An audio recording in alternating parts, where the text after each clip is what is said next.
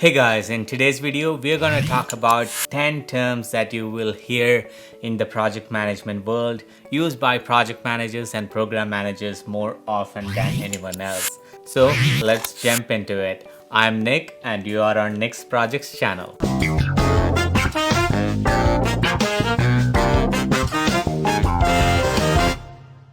Hey guys, welcome back. So the first thing that you will hear in the project management world is Gantt chart, and that's part of the project plan. If you ever have used MS Project, then you would know what Gantt chart is. Gantt chart is nothing but the project plan view.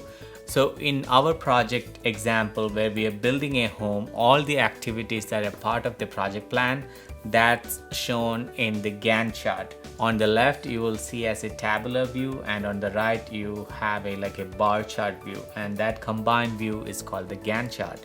And you can use the Gantt chart to see the progress, you can track it, and you can do variety of things. So you will often hear Gantt chart in the project management world. Alright, number 2 is WBS.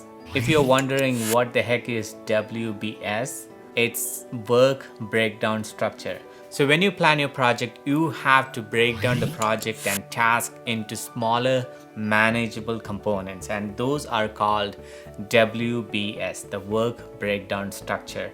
So in our example of building the home, you will see that after the building the home, that's the main task, but underneath that we have foundation. Under foundation we have dig soil, or the task that you have to do to complete the foundation work. You're categorizing or breaking down the entire project into smaller pieces. Oftentimes these work are done by separate people or a separate group of people or a different team. So that's why it's critical to break it down and assign that piece of work to a group of people who are experts in that. So those who are building the roof, they wouldn't be building the foundation. That's what breakdown or work breakdown structure refers to. And in the project plan you can see it's a column on the left of the task, and it has the number. So if the main task is build home and the subtask under that is foundation, roof, etc., then foundation will become 1.1. That's the first breakdown. And if you further break it down,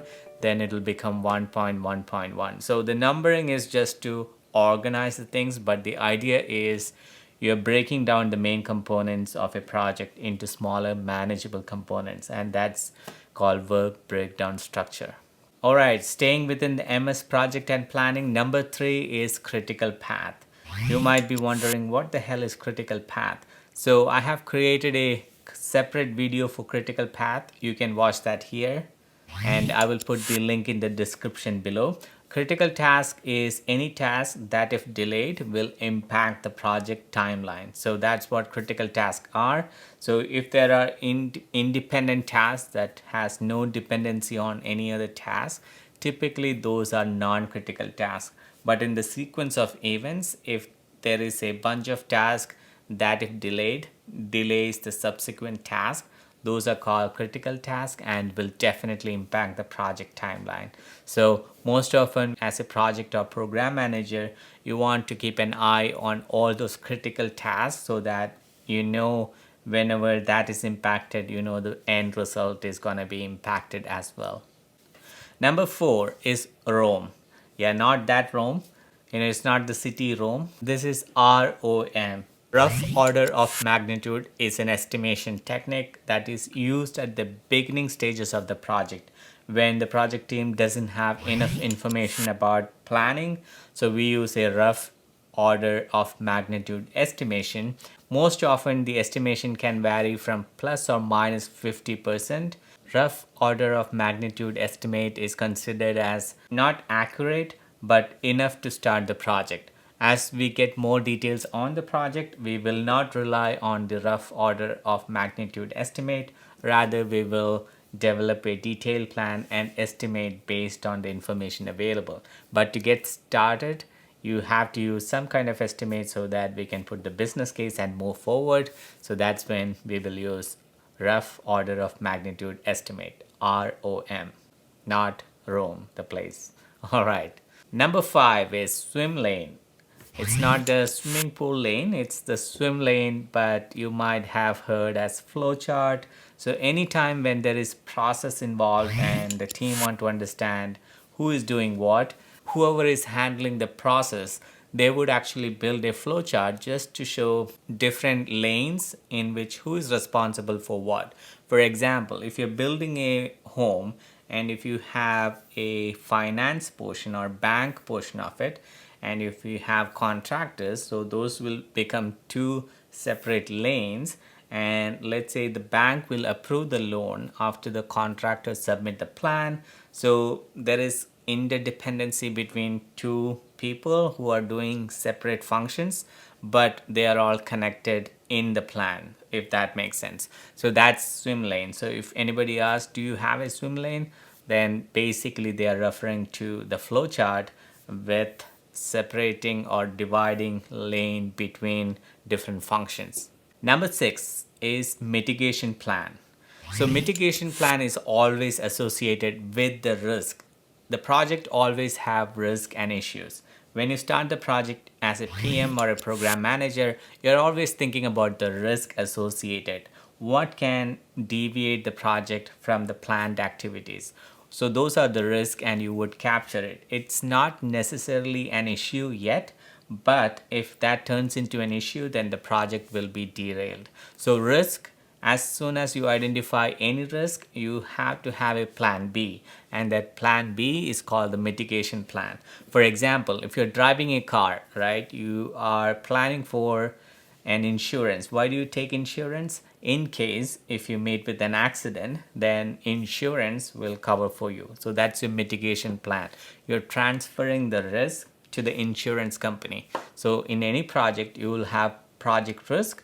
That is just a risk, not an issue. But when it happens, what steps are you going to take as a PM or as a team? So that is the mitigation plan to avoid that risk. So at any point when you hear mitigation plan, that's associated with the risk of the project. All right, number 7. Number 7 is UAT. You might be familiar or you may not. UAT is user acceptance testing. Whenever a project, especially if it's a software development project, you are developing a product for a consumer or a user. After the development team has completed all the necessary things, they would hand over the product for the user to test. You might have heard of beta testing or UAT. So that's what this means. UAT is part of testing done to ensure that the product that the team built is functioning as expected.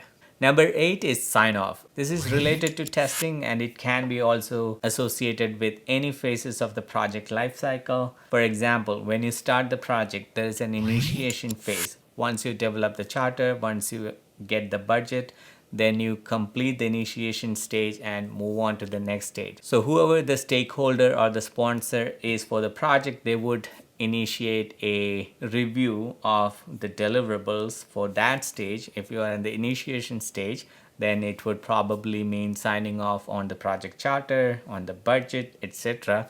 So sign off means actually approving that whatever you have done for that stage of the project is marked as complete, and a authorized personnel, typically sponsor or a steering committee or anyone who is taking decision on behalf of the project, maybe it's a product owner or customer itself, whoever is that person who benefit from the project, they would typically sign off. All right, number 9 is SOW. Sometimes it's also called as SAW, and it's SOW stands for Statement of Work. This is typically done if you have a vendor involved or a contractor come in to do the project job. So the statement of work is a contract between the project manager or the project team and the vendor who is providing services. So let's say you have a landscape guy who is coming in to put nice flowers in your garden. So you would ask him, what's the cost, what are you going to do, what kind of flowers you're going to put, right? So those are considered things in the SOW. If it's a software development project, you would say, what are the deliverables, when are you going to deliver, and what's the cost at a very high level. There are more details in the SOW depending on the project budget and complexity, but at a high level, it's a contract that you are legally agreeing to what would be delivered at the end of the work statement and what would be the dollar amount or the amount finance that you have to transfer to the contractor or the vendor once the product is received or the service is done. All right, number 10 is MOM. It's not mom and dad, it's just MOM. It stands for minutes of meeting. Minutes of meeting is very critical for any project, and if you have managed project in the past, you know how important it is and how often you have to go back and refer that to point out certain decisions when people don't agree to what was previously agreed upon. So minutes of meeting is a document where you capture the action, the meeting notes, and the decisions. So whenever there is a project meeting which is with larger group, not like just the team members, because if you have a good team who trust each other, you don't have to actually document everything. But if a meeting is held outside the project team, and there are parties from other department or any approvers in that meeting, it's very critical at that point that you take minutes of the meeting. Basically what it is capturing what is being discussed, if there are any action items that is coming out of the meeting, and any decisions being made. So those are at the very high level 3 things that would be captured as part of the minutes of the meeting. You can also capture any issues or risk identified during the conversation or the meeting, but in general, minutes of the meeting will always help you if there are decisions made, because after the meeting everybody disperses and then nobody remember what happened in the meeting. So as a PM, it is your responsibility to make sure what was discussed was captured and circulated with all the participants after the meeting, so everybody sees it and agrees upon what was documented. So that's it, guys. Those are the 10 terms that you would definitely hear if you are in the project management world, and most often used by the project and the program managers. So if you like this video, give it a thumbs up and consider subscribing to this channel for more project management related videos. Alright, that's all for today. Signing off. This is Nick and you're on NiksProjects channel. See you next week. Bye.